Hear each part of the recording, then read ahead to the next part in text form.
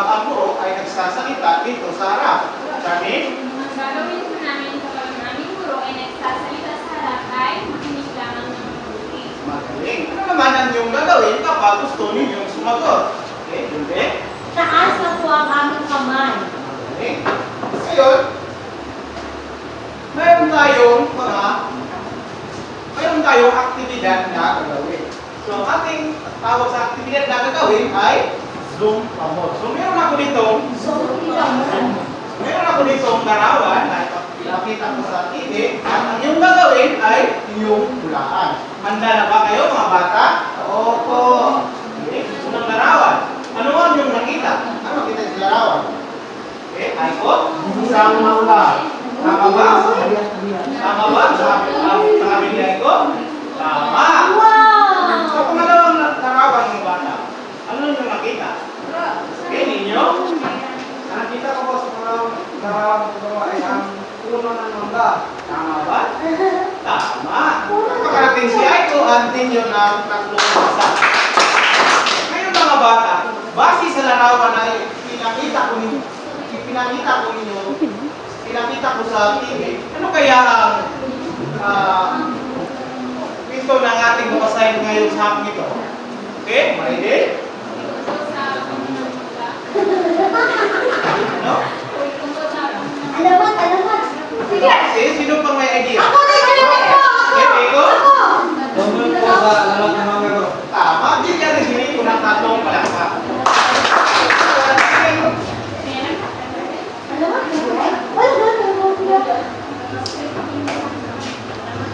Tinakit! Pakibasa mga bata. Alamat ng mangga! Bago natin mabasahin, meron tayong mga katanungan dito.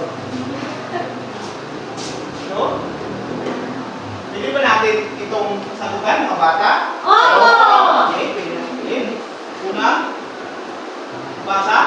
Ang sumusunod na taong gusto mong makita sa nangyari o gusto mong paslangin. Pangalawa. Ang isang tao na walang sapat na buhayan at hulihin ay sumusunod na siya sa mga pangkulong lugar upang mabuhay. Pwede ba kayo niyan? Wala! Okay, tatlo. Ay tumulos sa mas kanyang kalihayan na hindi desisyon ay napapakita ng pagbaba sa kalihayan o asado. Ay isa o ang Diyos o Espiritu. Lima. Ay hindi sa bagay sa ilalim ng isang bagay. Lima, Nandito mga pakibasa mga bata.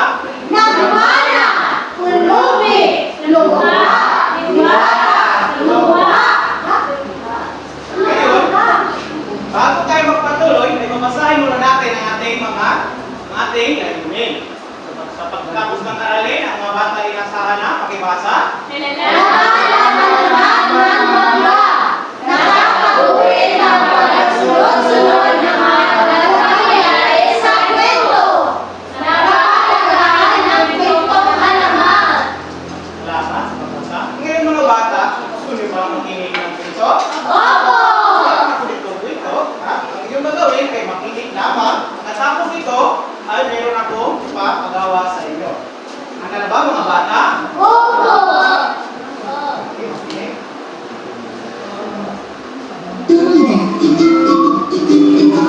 Kahit sa isang anak nila Aling Maria at luluwan na si Ben. Mabait at matulungin siya. Nagmahal siya sa kanyang mga magulang na mababait din naman. Isang araw, isang magandang pulubi ang kinakawaan ni Ben. Inuwi niya ang pulubi sa bahay.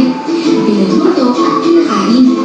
Isang araw naman, samantalang nangunahoy, isang matandang butong na utong ang kasalubong niya. Pinakain niya ito at binigyan ng lamig. Makaraan ng ilang panahon, nagkasakit si Ben.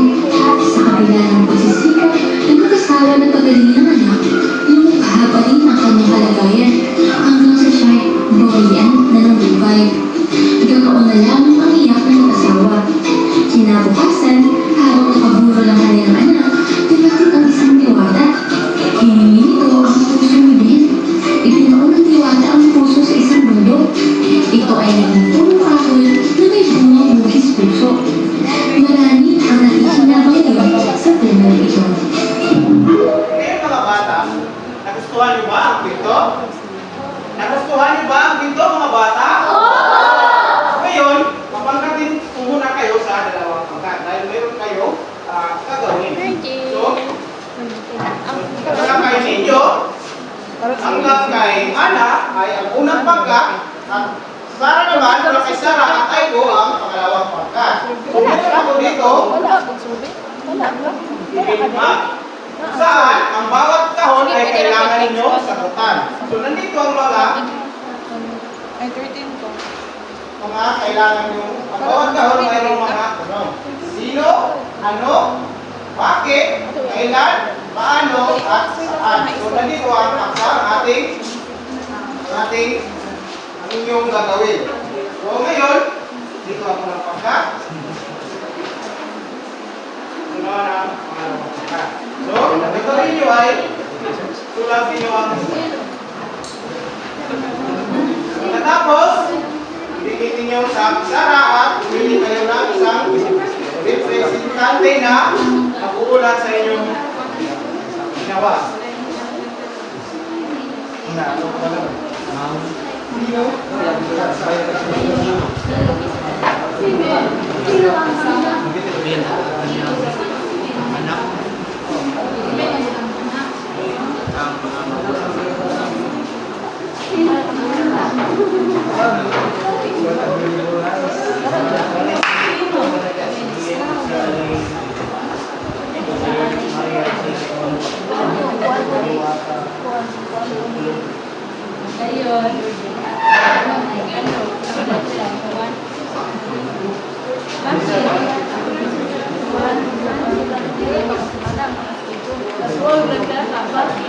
Bakit? Guro, hindi ka mula nito, guro. Anong gagawin nito sa bakit? Nangyayari ka mo. Dito sa mula nito, Iwanan niya ang matanda.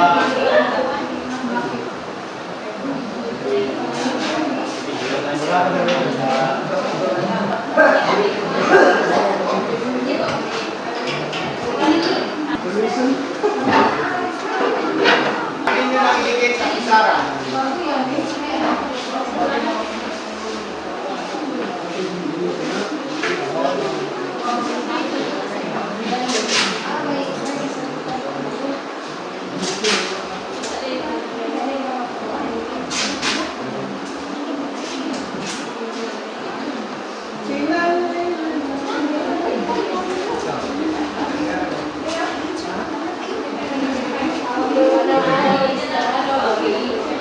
Ngayon mga bata, sa unang pangkat, sino ang representante na mag-uulat dito sa harap?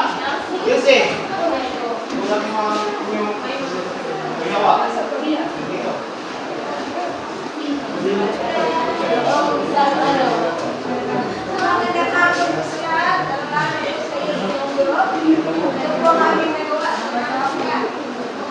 Sino? Diwata, Ben, Yuki, Alek, Maria, Magda. At bakit ba?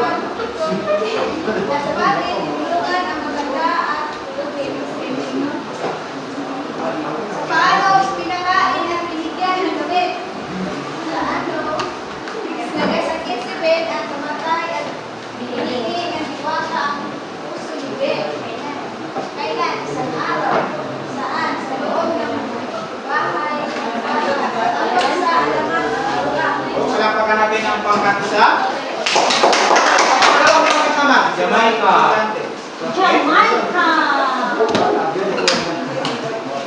Ito ang aming ginawa. Sino? Si Ben at ang kanyang mga magulang. Ano? Namatay si Ben at naging bangga ang kanyang puso. Bakit? Bakit namatay? Ay wala din hinapon. Si Ben, tinulungan niya ang matanda at pulubi. Paano? Pinakain at binigyan ng damit. Saan? Sa kagubatan nangyari. Kailan? No. Isang araw o noong unang panahon. Okay, magaling. Palapakan natin. mga bata, meron akong mga katanungan. Sino-sino ang mga tauhan sa kwento? Okay? Ninyo. Ang mga tawag ng kwento ay sina Ben, Diwata, Lobe, Maria, Juan, at si Aling. Sino ang magulang ni Sino ang magulang ni Ako, teacher! Teacher! Okay, Aiko? Ang mga magulang ni Ben, sina Aling Maria at Mang Juan. Juan? Sino ang kinakawaan ni Ben? Junbet? Ang pulubi ko! Magaling. Sino naman ang pumunta sa puntod ni Juan! Ben? Sa bulod ni Ben? Okay? Charmaine? Iwata. Diwata, magaling. Kayo mga bata, naintindihan niyo ba ang ating paksang tinatalakay ngayon? Ngayon, wala kayong mga katanungan, ako ang magtatanong sa inyo. Ano ang ating paksang tinatalakay ngayon? Okay, okay ma? Ang paksang ating tinatalakay ngayon, Guro, ay tungkol sa laman ng mangga. Magaling.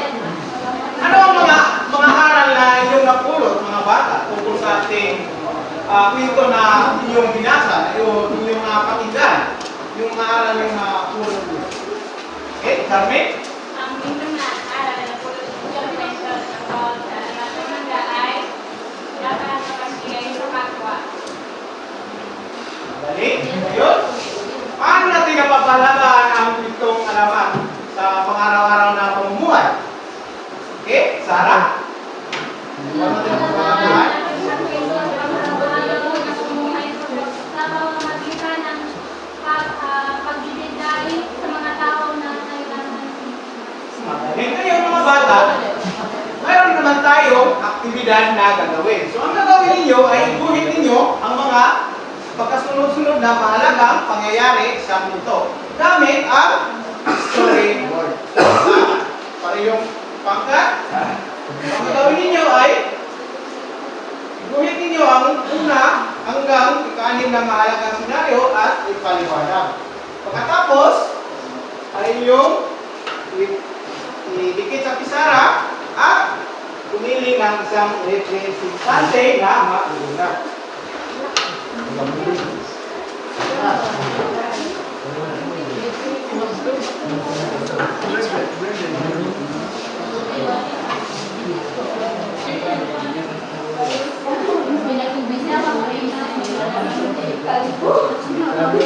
Dapat din mo ipakita ang mga pangyayari sa bayan.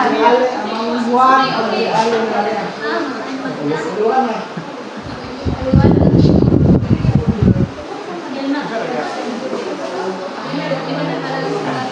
Yung anak ko lang mahalaga sinabi.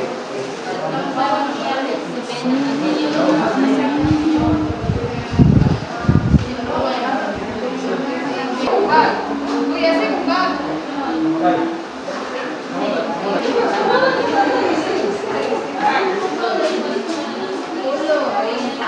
Mula kayo kamera, bay. Bay, sama kayo mga goods, bay.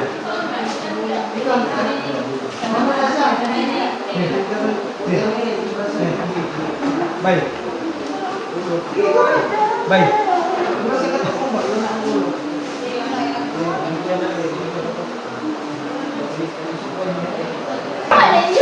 Okay? Sino ang nakapagulat sa pagkat? Isa. Ninyo. Okay, maganda nga po sila. Kami po ako ng pangkat. Okay, sa unang mahalagang senaryo, isa-isang anak si Ben na kanyang magulang. So, si Ben ito at ang kanyang magulang na sila. Ma'am, Aling Maria. Ikalawang mahalagang senaryo. Maawain si Ben kaya binulungan niya ang pulubi. So, ito si Ben at binulungan ang pulubi. Sa pangatlong mahalagang senaryo, dinala ni Ben ang matanda at pinakain sa kanila. So, dinala na ni Ben ang matanda papunta sa kanilang bahay. Sa ikapat na mahalagang senaryo, nagkasakit si Ben at namatay. ang malagang senaryo. Pumunta ang diwata sa pamilyang Rebel at humingi ang kanyang puso. At sa huling senaryo, mga kaklase ay at mamunga ang puno ng mangga ng hugis puso, kaya ang mangga ay parang hugis puso. Okay, magaling. Palakpakan niya ang pangkatisa. O, bigyan natin ng 2 points. So, sa pangalawang pangkat naman. Sino ang Rico. Rico.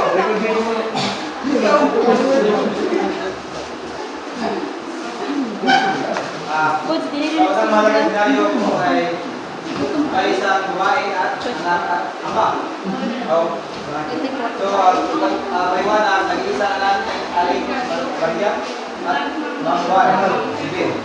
Sa ikalawang malagang senaryo, tinulungan ni Ben ang Pulobe. So, ang Pulobe, Sibil. Tatlong senaryo, paliwanag, tinulungan ni Ben ang matanda at kinakain. So, si Ben at ito ang matanda, bigyan niya ng magkain. Kaapat sa senaryo, namatay si Ben. Ay, Ben, kayo. Pag-ibang senaryo, paliwanag, dumating ang diwata at hiningi ang puso ni Ben. Kaanim, malagang senaryo, paliwanag, naging punong mangga ang puso ni Ben. Okay, magaling. Palakpakan natin ang pangkat-dalawa. Wala ba kayo kamay niya? So, bigyan natin ng 10 puntos. So, yan lang po. Nagtatapos ang ating